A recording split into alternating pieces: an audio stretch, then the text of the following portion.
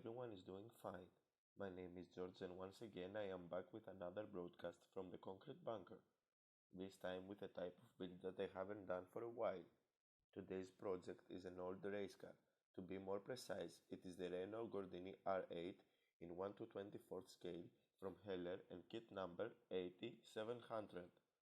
To be totally honest with you, I have no idea about cars from that era. But when Sean, aka the Scale Model Car Guy channel, builded it first and seen it, the outcome, I knew that I have to buy one myself. So I reached him out to ask him to give me some info about this kit. So I bought it myself and started building it. It was my first kit from Heller, and I can tell you that I am not sure if I am satisfied by its quality. Although the kit has a good parts count, 117 if I remember correctly, nice detail, and also a full engine bay, I faced some fitment and other issues with it. Let me start from the beginning and be more specific.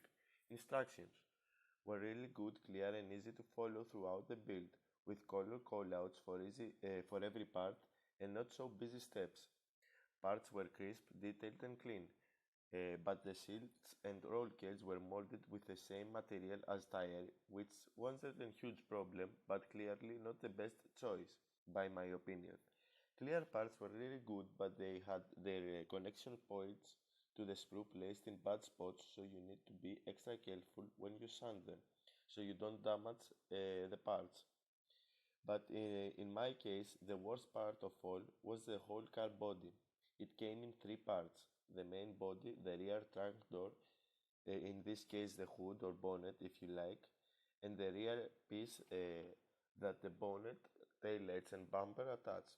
The problem was the problem with the main car body uh, was that it came badly twisted, and whatever I tried I couldn't make it straight. And as you can probably see, it has some gaps and marks because I made a mistake to assemble them after painting these pieces. After this happened, I was quite disappointed and wanted to throw the whole thing in the trash. But I thought that nobody is perfect, and in every build always something goes wrong. So I pushed through and managed to finish the build, even though it is not great. Looking back, I would build this kit again, but this time I would assemble the car body before painting it, so I can then repair any damage that occurs. Anyway, I am still quite happy with the outcome, and I would still recommend this kit to anyone interested in building this car, but not to a beginner because you need to have a few kits under your belt to tackle this one. That was everything that I have to say this time, my friends. I hope that you have enjoyed this build. If so, please let me know your opinion in the comment section below. Please don't forget to leave a like, share, or even subscribe for more builds to come your way. I wanna thank everyone for watching. It was that Mofo Damon signing out.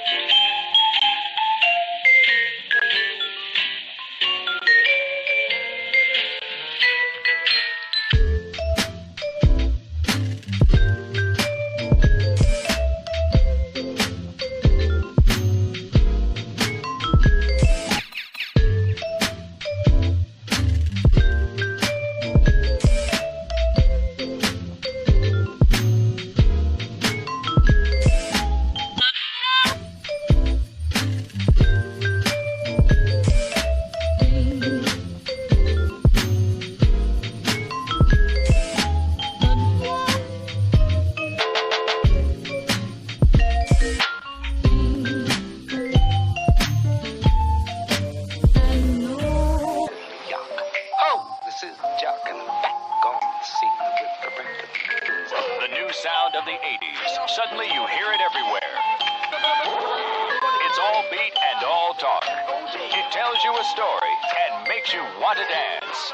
Steve Fox examines an overnight phenomenon, rapping to the beat.